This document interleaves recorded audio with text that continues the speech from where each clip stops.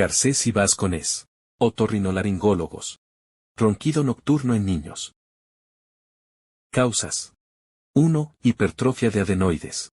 2. Hipertrofia amigdalina. Suele asociarse a hipertrofia adenoidea. 3. Rinitis alérgica. Complicaciones. 1. Somnolencia diurna. 2. Hiperactividad, irritabilidad, problemas de conducta. 3. Fatiga, dificultad de concentración y aprendizaje. 4. Respiración bucal, voz gangosa. 5. Alteraciones craneofaciales. Especialistas en oídos, nariz y garganta. Teléfonos, 2435-790 o 0998-124-910. Otorrinoquito.com. Nosotros le podemos ayudar a mejorar.